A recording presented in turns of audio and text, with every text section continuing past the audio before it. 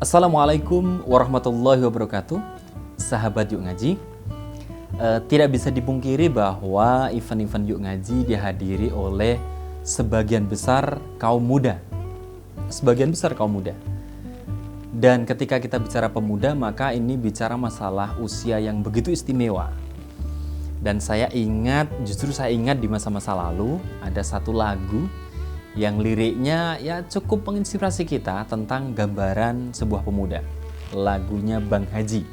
Masa muda, masa yang berapi-api. Ya, itulah fakta tentang jiwa usia muda. Berapi-api, bergelora, bersemangat, punya motivasi, pikirannya mungkin masih luas ya. Kemudian langkah ke depannya juga masih luas ya. Sebuah potensi yang luar biasa, yang seandainya potensi ini tercelup ke dalam Islam, maka akan lahirlah generasi yang luar biasa. Dan kita ingat masa lalu, kita ingat zaman dulu, zaman di mana lahir generasi-generasi terbaik di masa Rasulullah. Apa yang terjadi? Yang menyambut dakwah Rasulullah, yang menyambut Islam, sebagian adalah para pemuda. Masih ingatkah dengan Sayyidina Ali bin Abi Thalib? Atau mungkin Zubair bin Awam?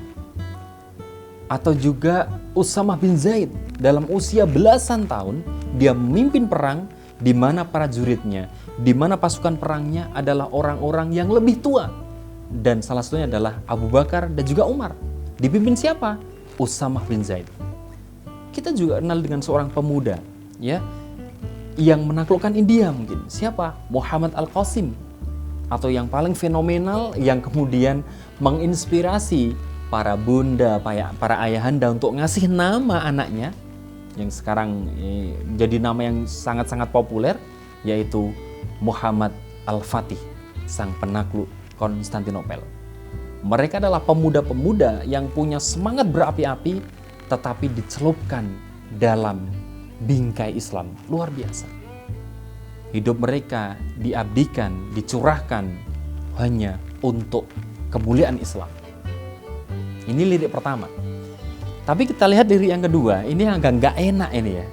Masa muda, masa yang berapi-api, yang maunya menang sendiri, walau salah tak peduli.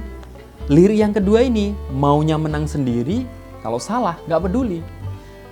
Mungkin kita nggak enak, nggak sreg dengan lirik itu, tapi itulah realita.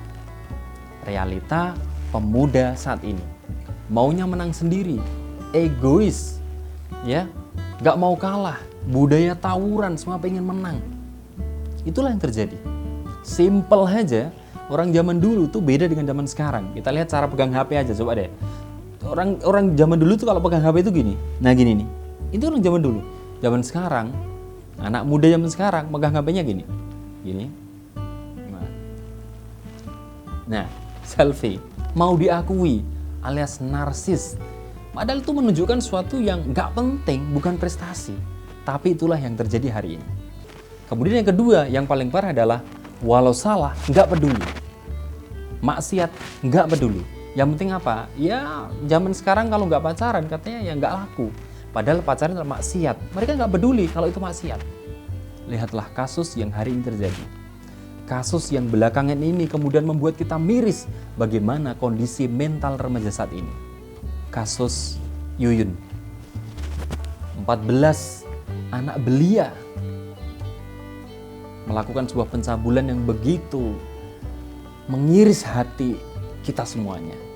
Atau juga kasus 3 orang anak muda yang terkenal dengan kasus paculnya, itu juga miris sekali. Potensi yang seharusnya digunakan untuk mencetak prestasi, memberikan kebaikan pada orang tua, atau kemudian untuk mendalai Islam, tapi yang terjadi justru potensi itu begitu hancur, begitu terpuruk karena mereka menuruti hawa nafsu, mereka berkubang dalam kemaksiatan. Mengerikan sekali. Kenapa ini terjadi? Apakah mereka bukan Islam?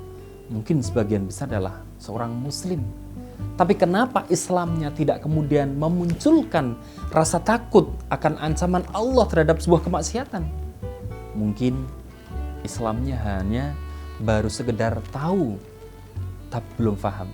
Banyak dari kita yang Islamnya baru tahu, belum kemudian sampai derajat paham.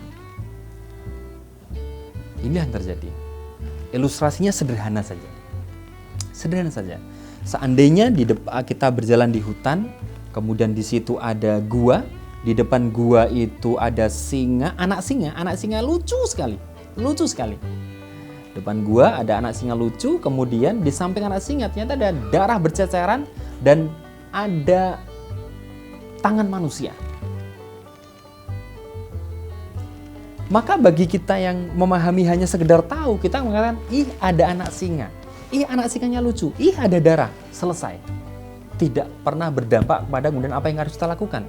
Tapi orang yang paham, dia akan berpikir bahwa tidak hanya singa yang hadir di sini, tetapi bisa jadi yang di dalam gua itu ada induknya singa yang baru selesai mencabik-cabik manusia ini. Akhirnya apa? Kalau kita paham tentang itu, maka kita akan lari menjauh dari gua itu. Itulah yang disebut faham. Kefahaman tentang Islam itu berdampak kepada perilaku kita. Harapannya kita semuanya, termasuk saya juga ya, khususnya ketika kita memahami Islam itu sampai derajat kita faham, yang artinya pemikiran tentang Islam itu akan berpengaruh kepada perilaku kita. Kalau kita faham tentang kemaksiatan yang akan berujung kepada kesengsaraan, maka kita akan menghindari itu. Kalau kita faham tentang ketaatan dan janji-janji apa yang Allah berikan tentang orang-orang yang taat, maka kita akan segera melaksanakan itu. Sekali lagi, berawal dari pemahaman kita tentang Islam. Maka jangan lupa perdalam itu semuanya dengan ngaji. Pesan terakhir, yuk ngaji.